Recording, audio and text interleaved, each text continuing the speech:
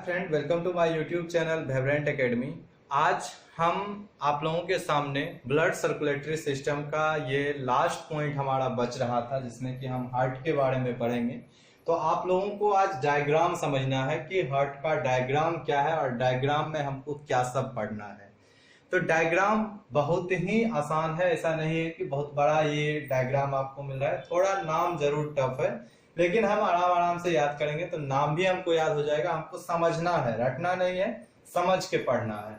तो आज हम आपको डायग्राम दिखा रहे हैं। तो हम लोग ये जानते हैं ये हार्ट किनके हैं, तो ह्यूमन के हैं। और ह्यूमन में हम लोगों ने पढ़ा है कि मेमल्स के हार्ट 4 चेंबर के होते हैं, मेमल्स और बर्ड के। तो यहाँ हम लोगों ने ये मेमल्स का लिया है जो कि सेक्शन कटा हुआ है, यानी उनके इंटरनल पार्ट को हम सेक्शन काट के कि अंदर की बनावट कैसा है उसको स्टडी करने जा रहे हैं। तो हम यहाँ सेक्शन व्यू को देख रहे हैं, section view of the human heart.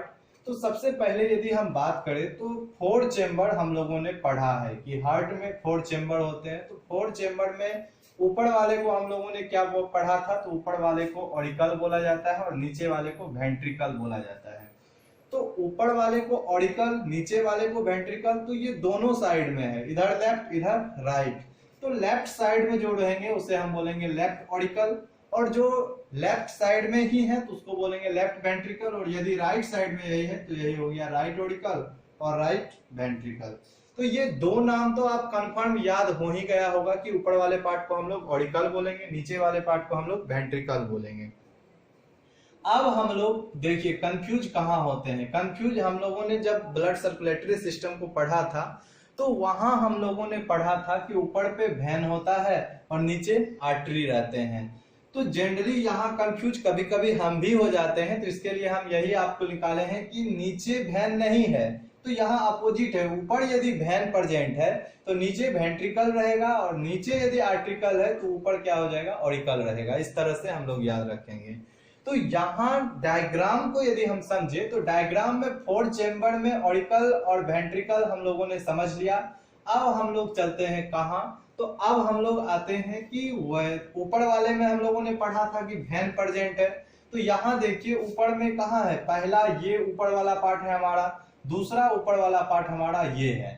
तो यहाँ दो ये ऊपर से आए हुए हैं पार्ट, आपको नजर ऊपर, सॉरी यहाँ है आपका वेना। तो ऊपर से जो पार्ट आए हुए हैं ये देखिए, नीचे के पार्ट ब्लड को ले जा रहा है, इसीलिए ये दोनों तो नीचे वाला पार्ट हो गया। ऊपर से फर्स्ट पार्ट ये है, दूसरा पार्ट ये है। तो सबसे पहला यदि हम बात करें तो यहाँ दो वर्ड आपको मिलेगा, एक मिल रहा है सुपेरियर वेना और दूसरा आपको मिल रहा है इंफेरियर वेना। तो सुपेरियर और इंफेरियर क्या है इसको हमको समझना है। सुपेरियर मतलब होता है जो कि ऊपर की ओर चढ़ रहा है। तो वैसे ब्लड जो कि ऊपर की ओर मूव कर रहा है किस में, तो वेन में। इसी वेन को यहाँ बताया गया है वेना। वेना इसीलिए बोला गया है क्योंकि यह लार्ज अमाउंट ऑफ, बोल सकते हैं वेन की, वेन का सबसे बड़ा रूप है ये, इसीलिए इसको बोला गया है वेना। तो सुपेरियर वेना वैसे ब्लड जो कि ऊपर की ओर मूव कर रहे हैं, और जो ब्लड नीचे की ओर मूव कर रहे हैं उसे इंफेरियर वेना बोलेंगे। तो इसमें कंफ्यूजन नहीं रहना चाहिए आपको। तो यहाँ वेना हम लोगों ने समझ लिया।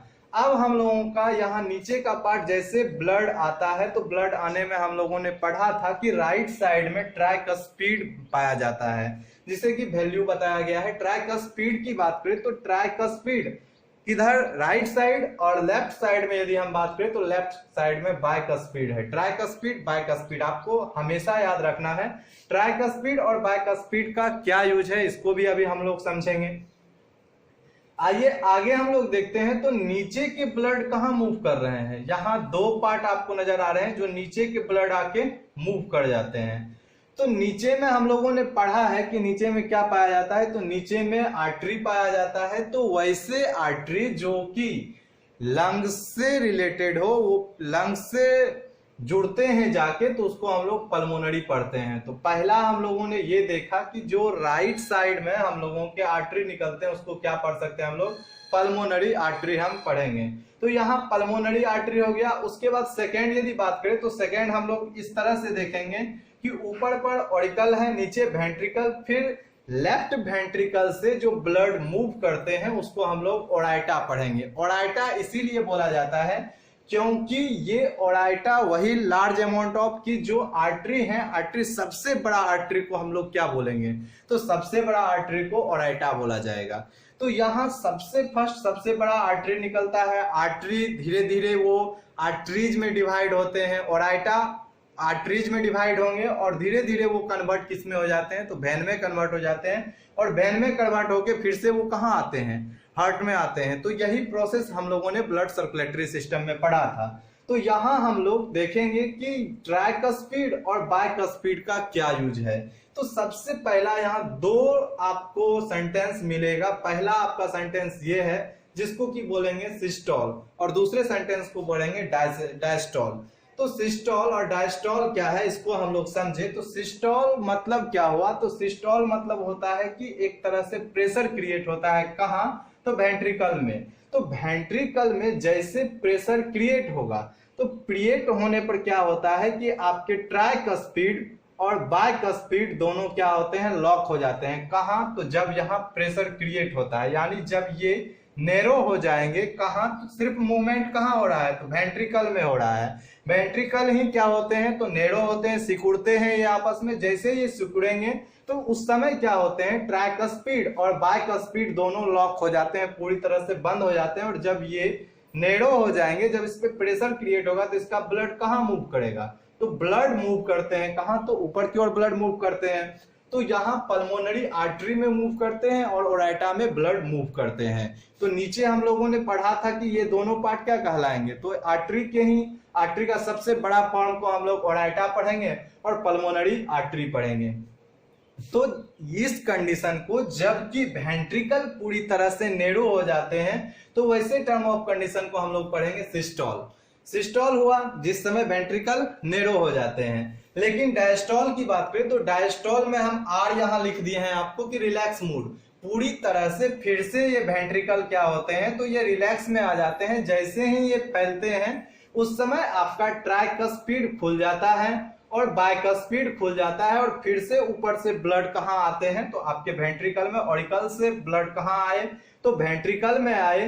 तो इस कंडीशन को बोला जाता है डायस्टोल। तो सिस्टोल और डायस्टोल को हम लोग इस तरह पढ़ेंगे, सिस्टोल और डायस्टोल। तो सिस्टोल में हम लोगों ने क्या समझा कि यहाँ एक मूवमेंट होता है किसमें, वेंट्रिकल में, कि वेंट्रिकल पूरी तरह से क्या हो जाते हैं, नैरो हो जाते हैं, प्रेशर क्रिएट होता है और ब्लड को मूव करने देता है ओराइटा और पल्मोनरी आर्टरी में। लेकिन यदि हम पढ़े डायस्टोल, डायस्टोल में क्या होते हैं, तो पूरी तरह से रिलैक्स, जो कंडीशन है वही बन जाएगा। उस समय क्या होते हैं, तो ये जो वाल्व है यहाँ ये पूरी तरह से बंद हो जाते हैं। तो जब एक बार ब्लड ऊपर से नीचे आते हैं तो ये वाल्व बंद रहेगा और यहाँ ब्लड किससे आएंगे, ट्राइकस्पिड से आएंगे, बाइकस्पिड से आएंगे, दोनों वाल्व बंद रहेगा। लेकिन जब नीचे का वेंट्रिकल का ब्लड ऊपर जो हम लोगों का ओराइटा और आर्टरी है मूव करेगा, उस समय क्या होगा, तो उस समय आपका ट्राइकस्पिड और बाइकस्पिड बंद हो जाता है और ब्लड जो है इस वैन से ऊपर की ओर मूव करते हैं ओराइटा और पल्मोनरी आर्टरीज में। तो हम आशा और उम्मीद करते हैं आप लोग सिस्टोल और डायस्टोल को समझ चुके होंगे। यहाँ देखिए छोटा छोटा सवाल इस तरह से भी क्रिएट होता है कि यहाँ बीच वाले पार्ट को, जो दोनों हार्ट को डिवाइडिंग वॉल करता है, हार्ट के यानी राइट साइड और लेफ्ट साइड को डिवाइड करता है, उसको हम लोग पढ़ेंगे सेप्टम। तो सेप्टम पढ़ेंगे तो सेप्टम यदि बीच से टूट जाता है तो इसके कारण हम लोग बोलते हैं कि हार्ट में होल हो गया है, दिल में छेद हो गया है। तो नेक्स्ट यदि बात करें तो यहाँ हम लोग एक चीज और पढ़ेंगे कि इस हार्ट का वेट कितना होता है। तो हार्ट का वेट हम लोग इस तरह से याद रखेंगे कि 300 ग्राम हार्ट का वेट होता है।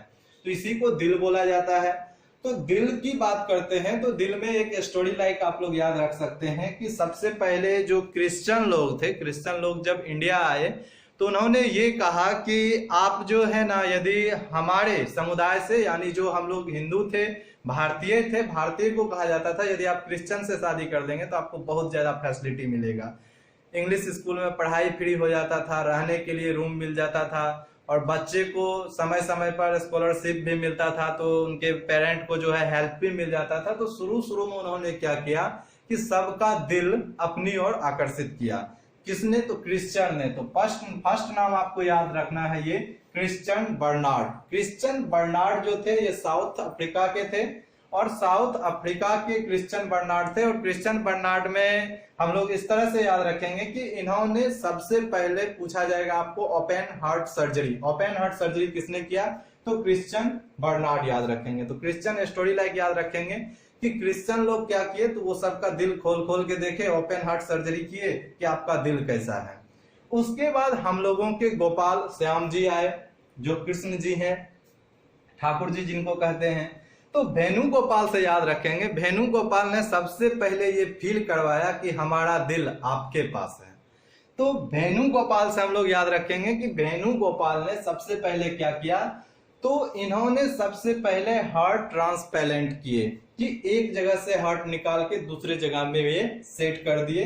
तो पहली बार इन्होंने किसी का हार्ट निकाल के किसी में सेट कर दिए। तो वही कहानी हो गया कि हमारा दिल तुम्हारे पास है, कि अपना दिल निकाल के किसी और को दे दीजिए। तो इसमें हम लोग हमारा दिल तुम्हारे पास है किसने ऐसा फील करवाया था, तो कृष्ण जी, गोपाल। तो यहां से हम लोग याद रखेंगे वेणुगोपाल। तो वेणुगोपाल में आपको पूछा जाएगा तो ट्रांसप्लांट की जब बात आएगा तो वेणुगोपाल, हार्ट ट्रांसप्लांट में वेणुगोपाल हो जाएंगे। और ओपन हार्ट सर्जरी पूछा जाएगा तो यहाँ हम लोग याद रखेंगे क्रिश्चियन बर्नार्ड को।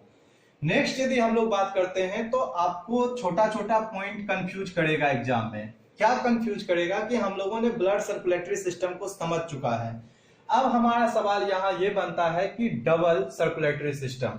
तो डबल सर्कुलेटरी सिस्टम यदि आपको पूछ दिया जाए तो आप कहिएगा सर जी आप बताए कहाँ थे डबल सर्कुलेटरी सिस्टम।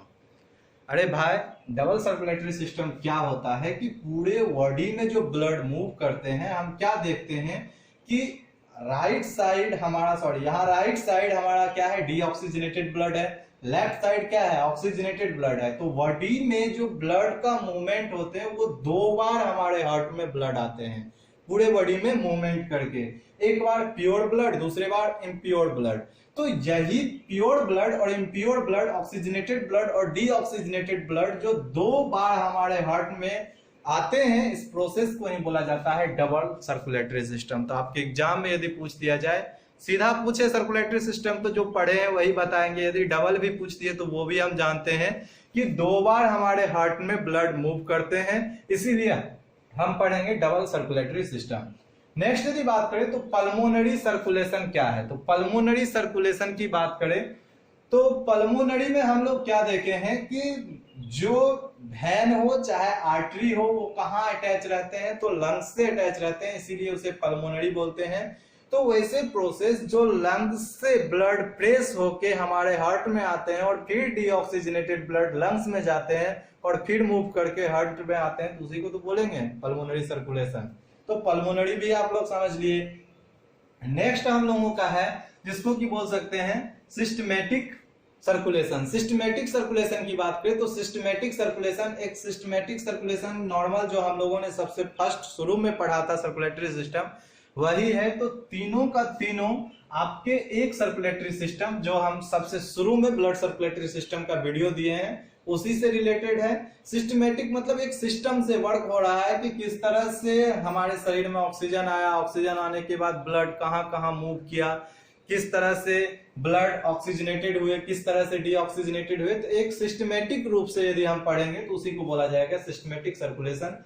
तो तीनों का आंसर आपके पास है, सिर्फ लैंग्वेज यहाँ देखिए क्या डिफरेंसेस है। तीनों का आंसर समझिए तो एक ही है, लेकिन लैंग्वेज यदि आपको घुमा देगा तो आप कहिएगा ये तो हम पढ़े ही नहीं थे। लेकिन यदि आप पढ़ रहे हैं तो लैंग्वेज में आप फ्रैंक रहिए कि कोई भी पूछ दे सवाल आप उसका आंसर देख के आइएगा, क्योंकि हम थ्योरी को जानते हैं और यदि थ्योरी आपका कंप्लीट है तो नोट आप बेहतर लिख सकते हैं। नेक्स्ट आइए, हम लोगों ने कल यानी इससे पहले जो वीडियो दिया था उसमें हम बताए थे कि ब्लड प्रेशर को मेजर किया जाता है। तो किसमें ब्लड प्रेशर को मेजर करेंगे, तो इसके लिए हम लोग याद रखेंगे स्फिग्मोमोनोमीटर। स्फिग्मोमोनोमीटर में जो है ब्लड प्रेशर को मेजर किया जाता है। उसके बाद स्टेथोस्कोप को तो हम लोग जानते ही हैं, ये एक आला जो डॉक्टर साहब रखते हैं अपने कंधों पर, इसको जानेंगे। नेक्स्ट सिस्टोलिक आप लोगों ने समझ लिया, डायस्टोलिक समझ लिया, उसके बाद फिर है क्रिश्चियन बर्नार्ड सा, उसके बाद वेणुगोपाल। तो यहां तक आपका कंप्लीट है। आज हार्ट का हमारा लास्ट लेक्चर था। डायग्राम को आप लोग बहुत बेहतर बनाए हैं और डायग्राम को बनाने के साथ साथ डायग्राम को स्टडी यही करेंगे कि समझ के पढ़ेंगे ताकि एग्जाम में खुद से हम डायग्राम बना सके। तो thanks for watching this video.